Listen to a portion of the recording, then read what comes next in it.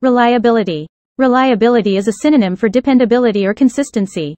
It is the same with a thought that we have a reliable friend to lend on when in times of struggles. However, when we say reliability in psychometrics, it refers to consistency in measurement. And the first idea that comes to our mind is something positive. However, it only refers in consistency. Whether it is good or bad, as long as it's consistent. Of course, it is important for us to know how reliable the test and other procedure are. But reliability is not an all or none matter. A test may be reliable in one context and unreliable in another. There are different types and degrees of reliability. A reliability coefficient is an index of reliability, a proportion that indicates the ratio between the true score variance on a test and the total variance. The concept of reliability in its broadest sense, error refers to the component of the observed test score that does not have to do with the test taker's ability. If we use X to represent an observed score, T to represent a true score, and E to represent error, then the fact that an observed score equals the true score plus error may be expressed as follows: X equals T plus E. A statistic useful in describing sources of test score variability is the variance, sigma 2. Variance, sigma 2, is the standard deviation squared. This statistic is useful because it can be broken into components. Variance from true differences is true variance, and variance from irrelevant, random sources is error variance. If sigma 2 represents the total variance, the true variance, and the error variance, then the relationship of the variances can be expressed as sigma 2 equals sigma 2 th plus sigma 2e. The term reliability refers to the proportion of the total variance attributed to true variance. The greater the proportion of the total variance attributed to true variance, the more reliable the test. Because true differences are assumed to be stable, they are presumed to yield consistent scores on repeated administrations of the same test as well as on equivalent forms of tests. Because error variance may increase or decrease a test score by varying amounts, consistency of the test score, and thus the reliability, can be affected. In general, the term measurement error refers to, collectively, all of the factors associated with the process of measuring some variable, other than the variable being measured. Example, the English language test on the subject of 12th grade algebra being administered in English to a sample of grade 12 students from China that is newly arrived in United States. Somehow, they are known to be as whiz kids in algebra, yet for some reason they received a failing grades on the test. Do they really not a whiz kids at all? The researcher is looking for the answer regarding with that outcome. Maybe this group of students didn't do well on the algebra test because they could not either read or understand the language itself. Stated another way, although the test was designed to evaluate one variable, knowledge of algebra, scores on it may have been more reflective of another variable, knowledge of and proficiency in English language.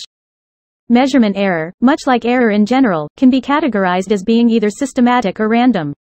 Random error is a source of error in measuring a targeted variable caused by unpredictable fluctuations and inconsistencies of other variables in the measurement process. Sometimes this is referred to as noise. This source of error vary from one testing situation to another with no apparent pattern that would systematically raise or lower scores. Examples of random error that could conceivably affect test scores range from unexpected events happening in the immediate vicinity of the test environment, such as a lightning strike or a unplanned Occupy the University rally, to unforeseen physical events happening within the test taker, such as a sudden and unexpected surge in the test taker's blood sugar or blood pressure. In contrast to random error, systematic error refers to a source of error in measuring a variable that is typically constant or proportionate to what is presumed to be the true value of the variable being measured. For example of systematic error is a clock that is 5 minutes slow or a scale that reads 1.5 pounds with nothing on it. Another example is the cloth tape measure that you use to measure the length of an object had been stretched out from years of use. As a result, all of your length measurement were too small. Sources of error variance. Sources of error variance include test construction, administration, scoring, and/or interpretation. Test construction. One source of variance during test construction is item sampling or content sampling, terms that refer to variation among items within a test as well as to variation among items between tests. For example, consider 2 or more tests designed to measure a specific skill, personality attribute, or body of knowledge. Differences are sure to be found in the way the items are worded and in the exact content sampled. Test administration. Sources of error variance that occur during test administration may influence the test taker's attention or motivation. The test taker's reactions to those influences are the source of one kind of error variance. Examples of inconvenient influences during administration of a test include factors related to the test environment, room temperature, level of lighting, and amount of ventilation and noise, for instance. A relentless fly may develop a tenacious attraction to an examinee's face. Other potential sources of error variance during test administration are test-taker variables. Pressing emotional problems, physical discomfort, lack of sleep, and the effects of drugs or medication can all be sources of error variance. Formal learning experiences, casual life experiences, therapy, illness, and changes in mood or mental state are other potential source of test-taker-related error variance. Examiner-related variables are potential sources of error variance. The examiner's physical appearance and demeanor, even the presence or absence of an examiner, are some factors for consideration here. Test scoring and interpretation. In many tests, the advent of computer scoring and a growing reliance on objective, computer scorable items have virtually eliminated error variance caused by scorer differences. Scorers and scoring systems are potential sources of error variance. A test may employ objective type items open to computer scoring of well-documented reliability. Yet even then, a technical problem might contaminate the data. If subjectivity is involved in scoring, then the scorer, or rater, can be a source of error variance. Indeed, despite accurate scoring criteria set forth in many of the better-known tests of intelligence, examiner, scorers occasionally still are confronted by situations where an examinee's response lies in a gray area. The element of subjectivity in scoring may be much greater in the administration of certain non-objective type personality tests, tests of creativity, such as the block test just described, and certain academic tests, such as essay examinations. Subjectivity in scoring can even enter into behavioral assessment. Other sources of error, surveys and polls are two tools of assessment commonly used by researchers who study public opinion. In the political arena, for example, researchers trying to predict who will win an election may sample opinions from representative voters and then draw conclusions based on their data. However, in the fine print of those conclusions is usually that conclusions may be off by plus or minus a certain percent. This fine print is a reference to the margin of error that the researchers estimate to exist in their study. The error in such research may be a result of sampling error, the extent to which the population of voters in the study actually was representative of voters in the election. The researchers may not have gotten it right with respect to demographics, political party affiliation, or other factors related to the population of voters. Alternatively, the researchers may have gotten such factors right but simply did not include enough people in their sample to draw the conclusions that they did. Reliability estimates test-retest reliability estimates test-retest reliability is an estimate of reliability obtained by correlating pairs of scores from the same people on two different administrations of the same test. The test-retest measure is appropriate when evaluating the reliability of a test that purports to measure something that is relatively stable over time, such as a personality trait. If the characteristic being measured is assumed to fluctuate over time, then there would be little sense in assessing the reliability of the test using the test-retest method. For example, people may learn new things, forget some things, and acquire new skills. It is generally the case, although there are exceptions, that, as the time interval between administrations of the same test increases, the correlation between the scores obtained on each testing decreases. The passage of time can be a source of error variance. The longer the time that passes, the greater the likelihood that the reliability coefficient will be lower. When the interval between testing is greater than 6 months, the estimate of test-retest reliability is often referred to as the coefficient of stability. Psychology's replicability crisis. In the mid-2000s, academic scientists became concerned that science was not being performed rigorously enough to prevent spurious results from reaching consensus within the scientific community. In other words, they worried that scientific findings, although peer-reviewed and published, were not replicable by independent parties. Since that time, hundreds of researchers have endeavored to determine if there is really a problem, and if there is, how to curb it. In 2015, a group of researchers called the Open Science Collaboration attempted to redo 100 psychology studies that had already been peer-reviewed and published in leading journals. Open Science Collaboration, 2015. Their results, published in the journal Science, indicated that, depending on the criteria used, only 40 to 60% of replications found the same results as the original studies. This low replication rate helped confirm that science indeed had a problem with replicability, the seriousness of which is reflected in the term replicability crisis. Lack of published replication attempts. Journals have long preferred to publish novel results instead of replications of previous work. In fact, a recent study found that only 1.07% of the published psychological scientific literature sought to directly replicate previous work. Makel et al., 2012. Academic scientists, who depend on publication in order to progress in their careers, respond to this bias by focusing their research on unexplored phenomena instead of replications. The implications for science are dire. Replication by independent parties provides for confidence in a finding, reducing the likelihood of experimenter bias and statistical anomaly. Indeed, had scientists been as focused on replication as they were on hunting down novel results, the field would likely not be in crisis now. Editorial preference for positive over negative findings. Journals prefer positive over negative findings. Positive, in this context, does not refer to how upbeat, beneficial, or heartwarming the study is.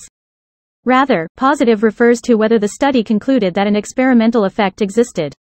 Stated another way, and drawing on your recall from that class you took in experimental methods, positive findings typically entail a rejection of the null hypothesis. In essence, from the perspective of most journals, rejecting the null hypothesis as a result of a research study is a newsworthy event. By contrast, accepting the null hypothesis might just amount to old news. The fact that journals are more apt to publish positive rather than negative studies has consequences in terms of the types of studies that even get submitted for publication. Studies submitted for publication typically report the existence of an effect rather than the absence of one. The vast majority of studies that actually get published also report the existence of an effect. Those studies designed to disconfirm reports of published effects are few and far between to begin with, and may not be deemed publishable even when they are conducted and submitted to a journal for review. The net result is that scientists, policy makers, judges, and anyone else who has occasion to rely on published research may have a difficult time determining the actual strength and robustness of a reported finding. Questionable research practices (QRPs). In this admittedly non-exhaustive review of factors contributing to the replicability crisis, the third factor is QRPs. Included here are questionable scientific practices that do not rise to the level of fraud but still introduce error into bodies of scientific evidence. For example, a recent survey of psychological scientists found that nearly 60% of the respondents reported that they decided to collect more data after peeking to see if their already collected data had reached statistical significance. John et al., 2012. While this procedure may seem relatively benign, it is not. Imagine you are trying to determine if a nickel is fair, or weighted toward heads. Rather than establishing the number flips you plan on performing prior to your test, you just start flipping and from time to time check how many times the coin has come up heads. After a run of 5 heads, you notice that your weighted coin hypothesis is looking strong and decide to stop flipping. The non-independence between the decision to collect data and the data themselves introduces bias. Over the course of many studies, such practices can seriously undermine a body of research. There are many other sorts of QRPs. For example, one variety entails the researcher failing to report all of the research undertaken in a research program, and then selectively only reporting the studies that confirm a particular hypothesis. With only the published study in hand, and without access to the researcher's records, it would be difficult if not impossible for the research consumer to discern important milestones in the chronology of the research, such as what studies were conducted in what sequence, and what measurements were taken. One proposed remedy for such QRPs is pre-registration. Ike, 2014. Pre-registration involves publicly committing to a set of procedures prior to carrying out a study. Using such a procedure, there can be no doubt as to the number of observations planned, and the number of measures anticipated. In fact, there are now several websites that allow researchers to pre-register their research plans.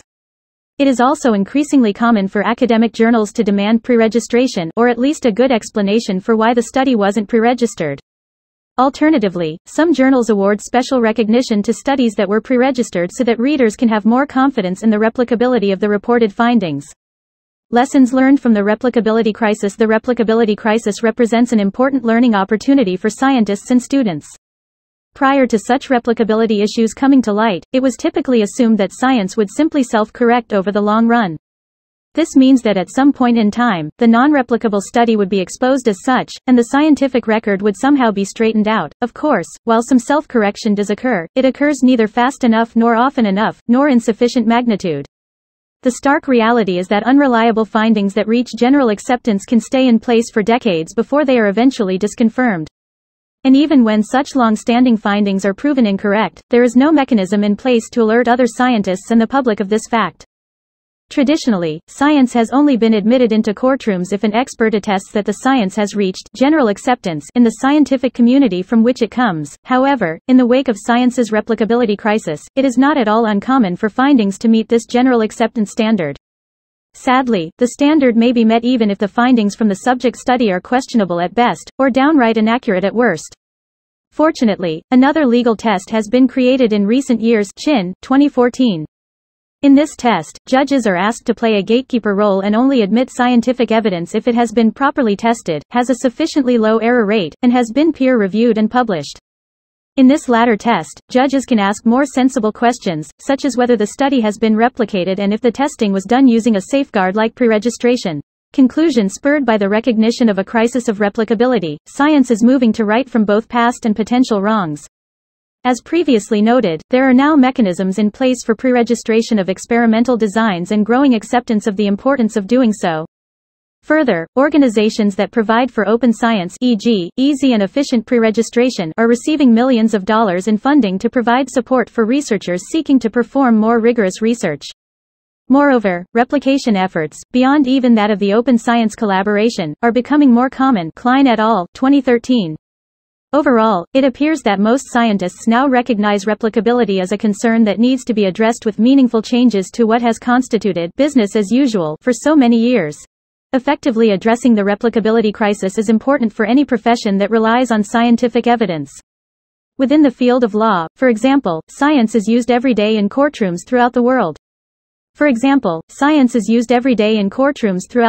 To prosecute criminal cases and adjudicate civil disputes.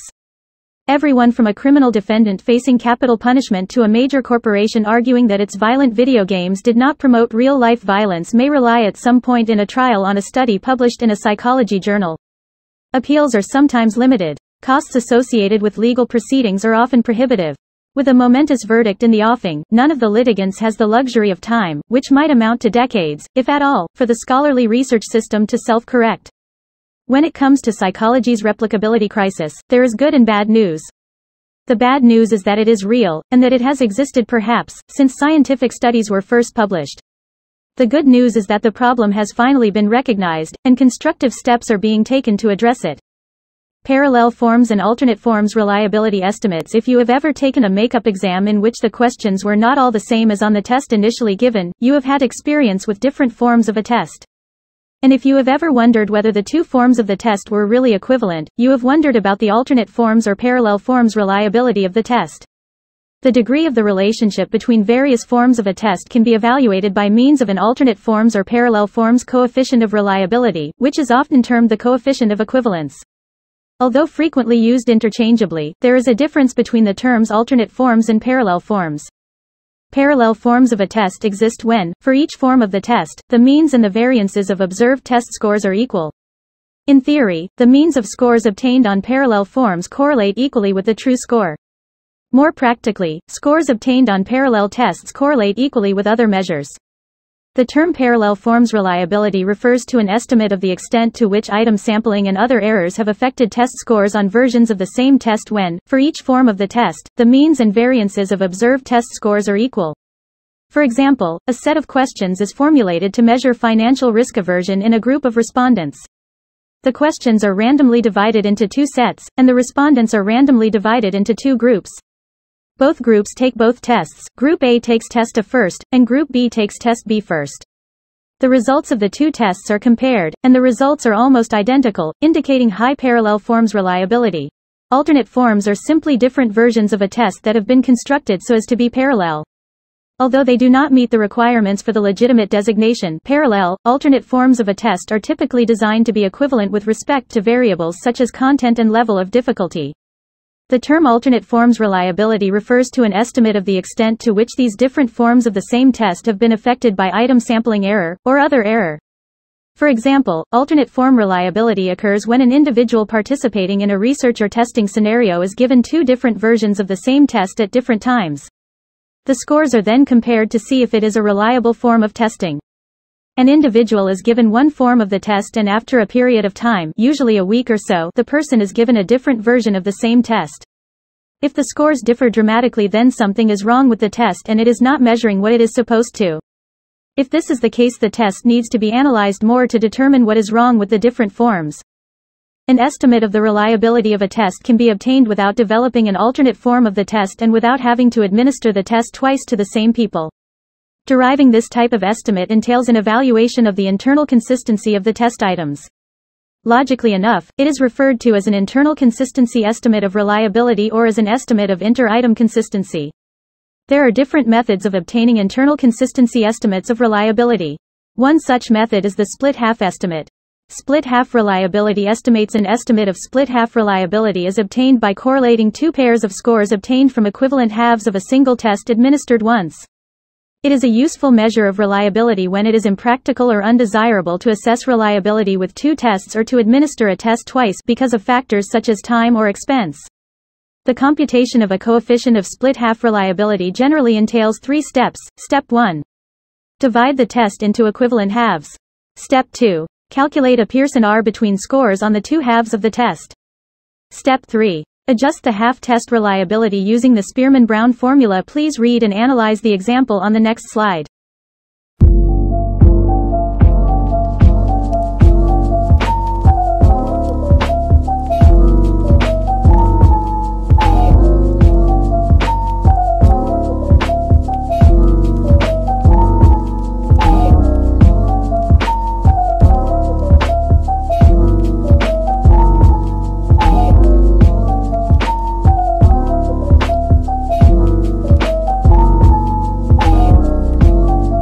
One acceptable way to split a test is to randomly assign items to one or the other half of the test.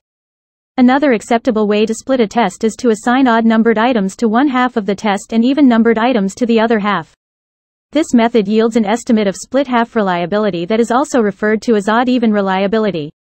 The Spearman-Brown formula allows a test developer or user to estimate internal consistency reliability from a correlation of two halves of a test. It is a specific application of a more general formula to estimate the reliability of a test that is lengthened or shortened by any number of items. Because the reliability of a test is affected by its length, a formula is necessary for estimating the reliability of a test that has been shortened or lengthened. The general Spearman-Brown (RSB) formula is, see for the next slide.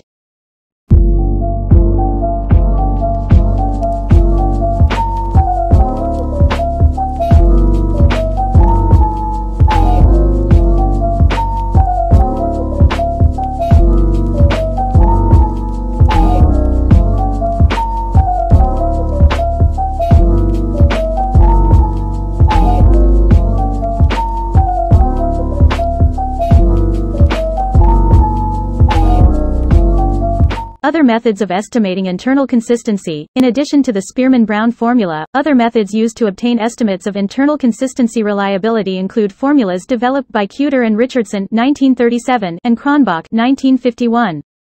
Inter-item consistency refers to the degree of correlation among all the items on a scale. A measure of inter-item consistency is calculated from a single administration of a single form of a test. An index of inter-item consistency, in turn, is useful in assessing the homogeneity of the test. A simple example: you want to find out how satisfied your customers are with the level of customer service they receive at your call center.